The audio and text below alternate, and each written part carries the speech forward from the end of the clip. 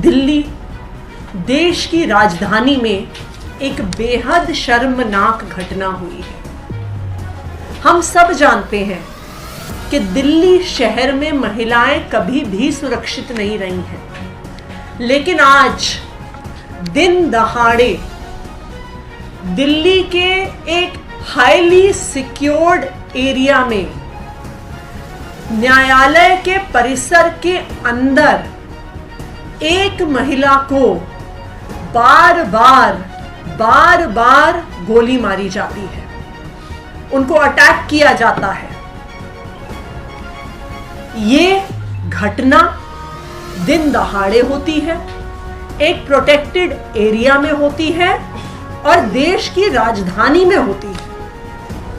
आज दिल्ली वालों के लिए, मैं तो कहूंगी पूरे देशवासियों के लिए, इससे ज्यादा शर्मनाक घटना नहीं हो सकती है कि हमारी देश की राजधानी में दिन दहाड़े इस तरह की घटनाएं घट सकती हैं।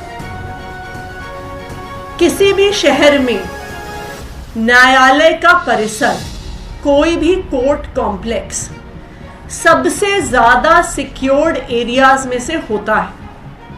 वहां पर पुलिस तैनात होती है, वहां पर पीसीआर वैन्स तैनात होती हैं, वहां पर हर एंट्री पर, हर एग्जिट पर मेटल डिटेक्टर्स होते हैं, स्कैनर्स होते हैं, पुलिस मैन, पुलिस विमेन मौजूद होती हैं, बिना चेकिंग के किसी की एंट्री नहीं होती है। और इतनी सुरक्षा के बावजूद आज दिल्ली शहर में दिन दहाड़े एक महिला पर साकेत कोर्ट में गोली चल जाती है। मैं विनोद जी से रिक्वेस्ट करूंगी कि वो आपको दिखाएं आज कोर्ट में क्या हुआ।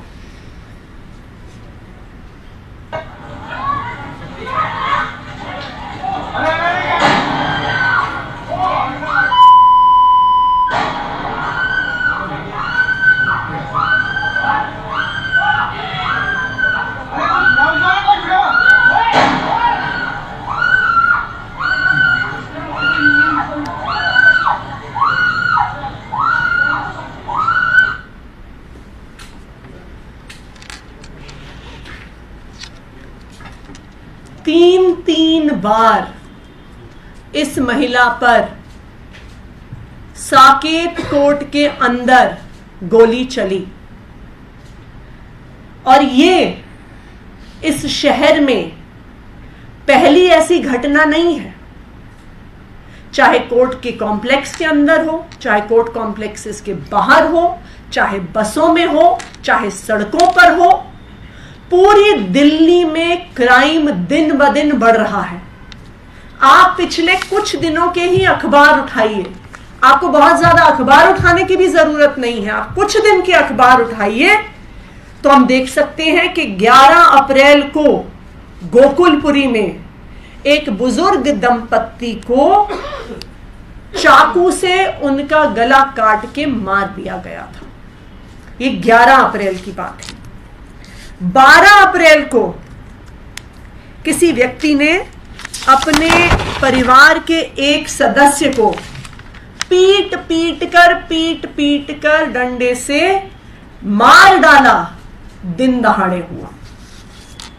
11 अप्रैल को राजौरी गार्डन में एक 47 साल के पुरुष को दिन दहाड़े मारकर पीटकर उनकी हत्या हो जाती है।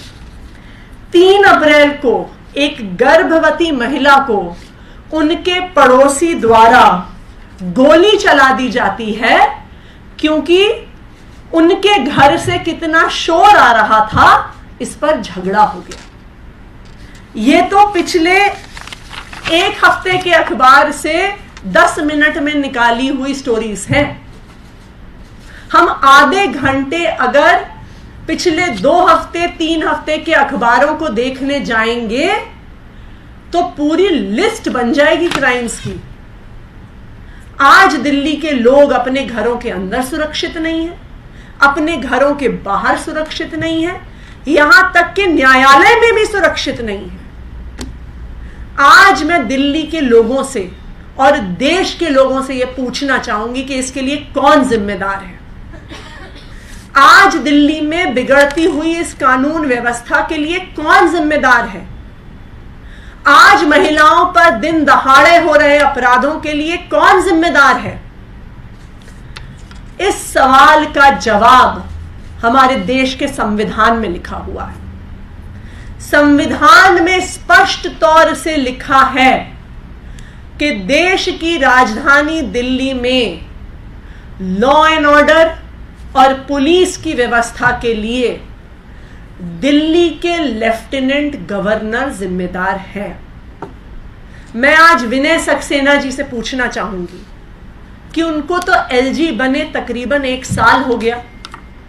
वो खुद आते हैं, टीवी पर कहते हैं, इंटरव्यू में कहते हैं, अखबार वालों को कहते हैं कि मैं तो ग्राउंड पे रहने वाला आदमी हूं, मैं तो जमीनी स्तर पे काम करता हूं। तो मैं आज एलजी विनय सक्सेना जी से ये पूछना चाहूंगी कि आपने पिछले 1 साल में दिल्ली की लॉ एंड ऑर्डर की व्यवस्था सुधारने के लिए क्या किया? आपने पिछले 1 साल में दिल्ली की महिलाओं को सुरक्षित करने के लिए क्या किया? आपने पिछले 1 साल में दिल्ली की पुलिस व्यवस्था को दुरुस्त करने के लिए क्या किया? एलजी साहब सुबह से लेके रात तक सिर्फ एक काम करते हैं, अरविंद केजरीवाल के काम को रोकने का काम करते हैं। फिर चाहे वो स्कूल के काम रोकना हो, चाहे वो मोहल्ला क्लिनिक में डॉक्टर्स की तनख्वाह रोकना हो, चाहे वो मोहल्ला क्लिनिक में टेस्ट रोकना हो, चाहे वो बुजुर्गों की पेंशन रोकना हो, चाहे वो अस्पताल में काम कर रहे डेटा एंट्री ऑपरेटर्स की तनख्वाह रोकना हो, चाहे वो टीचर्स को फिनलैंड जाने से रोकना हो, ये सारे काम सुबह से लेके रात तक एलजी साहब करते हैं। वो एक दूसरा भी काम करते हैं। जहां जहां अरविंद केजरीवाल जी की सरकार काम कर रही है वहां पर जाके फोटो खिंचाने का काम करते हैं। तो कभी जल बोर्ड के काम में जाके फोटो खिंचाएंगे, तो कभी अरविंद केजरीवाल जी द्वारा बनाई गई यूनिवर्सिटी कैंपस में जाके फोटो खिंचाएंगे, तो कभी अरविंद केजरीवाल जी की पीडब्ल्यूडी विभाग द्वारा बनाई गई सड़कों पर फोटो खिंचाएंगे। लेकिन मैंने आज तक एलजी साहब की एक भी फोटो नहीं देखी है किसी पुलिस स्टेशन पे सरप्राइज इंस्पेक्शन करते हुए। आज तक मैंने एलजी साहब की एक भी फोटो नहीं देखी है किसी पीसीआर वैन पे सरप्राइज इंस्पेक्शन करते हुए। आज तक मैंने एलजी साहब की एक भी फोटो नहीं देखी है रात के अंधेरे में जहां पर महिलाओं के साथ अपराध होते हैं उन इलाकों में जाते हुए। मैं एलजी साहब से एक विनम्र निवेदन करना चाहती हूं कि इस देश के संविधान ने आपको कुछ जिम्मेदारी दी है, दिल्ली की चुनी हुई सरकार को कुछ जिम्मेदारी दी है। आप कृपया दिल्ली की चुनी हुई सरकार को अपनी जिम्मेदारी करने दीजिए। अरविंद केजरीवाल जी के काम में टांग अड़ाने की, अरविंद केजरीवाल जी के काम को रोकने में जो अपना समय आप लगाते हैं उसको रोक दीजिए।